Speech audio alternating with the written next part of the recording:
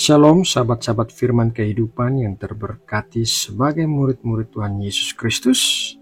Sepanjang kehidupan kita di dunia ini adalah proses pembelajaran dan pendewasaan kita untuk mempersiapkan kita sebagai para mempelai Kristus.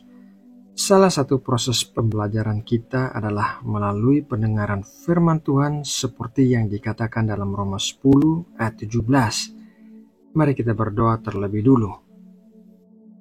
Bapa Surgawi, kami datang kepadamu untuk duduk diam dalam hadirat-Mu dan mendengarkan pengajaran firman-Mu. Engkau mengerti apa yang kami butuhkan, kiranya setiap orang yang lemah akan dikuatkan, setiap orang yang berduka cita akan dihiburkan, dan setiap orang yang sedang berada dalam pergumulan akan memperoleh jalan keluar dan kekuatan dari-Mu. Berikanlah kami hati yang bisa memahami apa yang kami dengarkan, dan berikanlah kami kekuatan untuk melakukan kehendak-Mu dengan penuh ketaatan. Terima kasih ya Bapa, di dalam nama Tuhan Yesus Kristus kami sudah berdoa. Amin.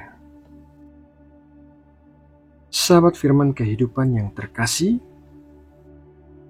pada umumnya orang melihat Allah sebagai pencipta alam semesta yang duduk di tahta Maha Kudus di sorga.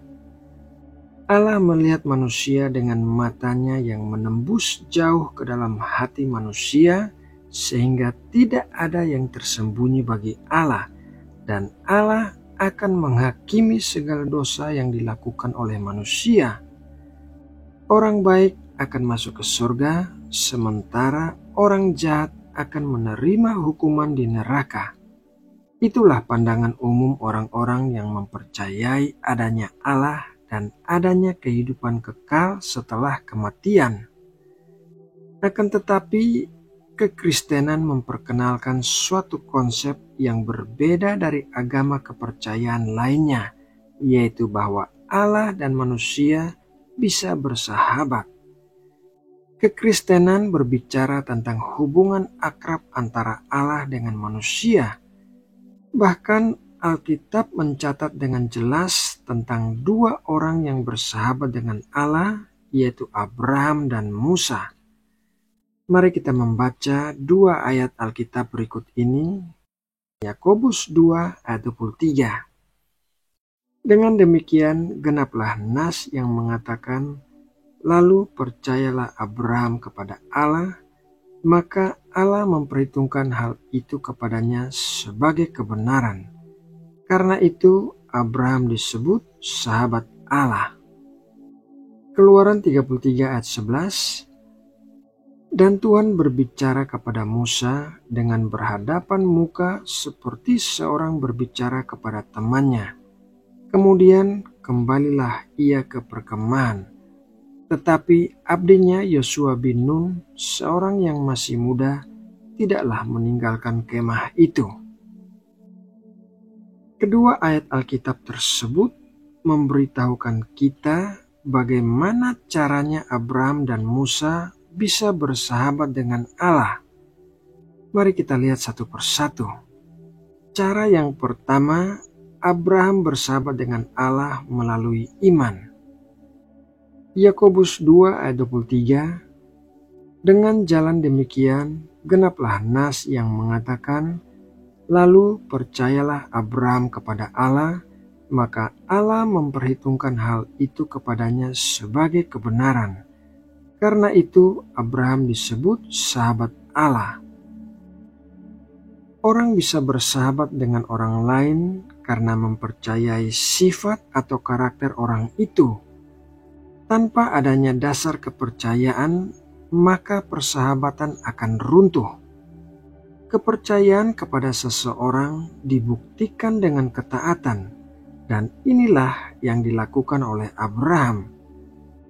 Abraham bersedia meninggalkan semua kenyamanan hidup dan keluarganya, serta mengikuti panggilan Allah tanpa mengetahui persis kemana tujuannya, karena ia mempercayai Allah. Oleh karena itu, Allah menyebut Abraham sebagai sahabat Allah karena Abraham mempercayai Allah. Jadi, kalau kita juga mau bersahabat dengan Allah, maka kita harus memiliki iman atau mempercayai Allah. Cara yang kedua, Musa bersahabat dengan Allah melalui doa dua arah.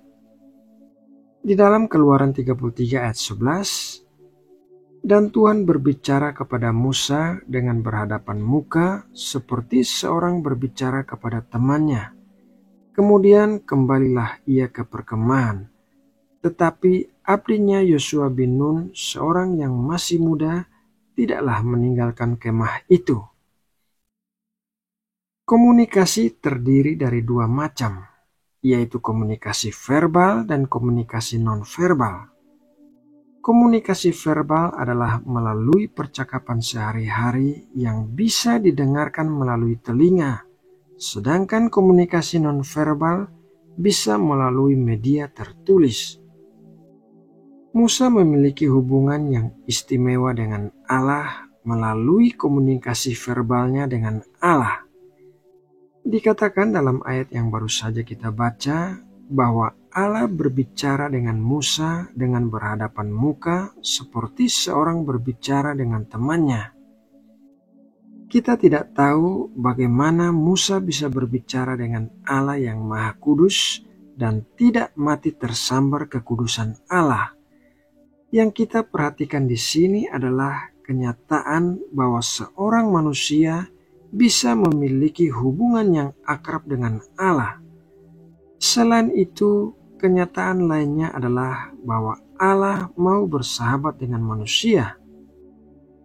Apabila konsep ini diterapkan dalam doa, maka kita bisa memahami bahwa doa adalah sebuah cara untuk berkomunikasi dua arah dengan Allah, di mana kita bisa berbicara dengan Allah mengenai segala sesuatu dan kita bisa mendengar Allah berbicara kepada kita. Alkitab juga merupakan komunikasi nonverbal kita dengan Allah, karena Allah menyatakan dirinya, kerajaannya, dan jalan-jalannya melalui Alkitab. Jadi, doa dan pembacaan Alkitab adalah metode komunikasi kita dengan Allah yang merupakan salah satu cara kita bisa bersahabat dengan Allah. Sahabat firman kehidupan yang terkasih, Abraham dan Musa bisa bersahabat dengan Allah, terlebih lagi kita yang sudah diperdamaikan dengan Allah melalui pengorbanan Tuhan Yesus. Firman Tuhan berkata bahwa kita bisa datang ke hadapan tahta kasih karunia Allah dengan penuh keberanian. Persahabatan dengan Allah bukanlah suatu hal yang mustahil, karena Allah pun mau bersahabat dengan kita. Sahabatku, demikianlah renungan firman Tuhan untuk saat teduh hari ini. Semoga renungan ini dapat menjadi berkat yang menguatkan kita semua. Sekarang kita akan berdoa untuk menutup persekutuan kita. Ya Bapa, hari ini kami sudah belajar bahwa Engkau mau bersahabat dengan kami, dan kami bersyukur memiliki Allah yang begitu dekat dengan kami, Allah yang begitu mengasihi kami. Kami bersyukur bahwa Engkau bukan hanya Allah kami, tetapi juga Bapa kami yang baik. Pimpinlah kami dalam perjalanan hidup kami, agar motivasi hati kami selalu murni dan mempercayai-Mu. Ajarilah kami untuk selalu memegang teguh iman percaya kami kepadamu dan memelihara komunikasi denganmu melalui doa dan pembacaan firman. Terima kasih ya Bapa, kami percaya Engkau akan memberikan pertumbuhan rohani bagi setiap kami yang mendengarkan renungan hari ini. Kami berdoa dan mengucap syukur di dalam nama Tuhan Yesus Kristus. Amin.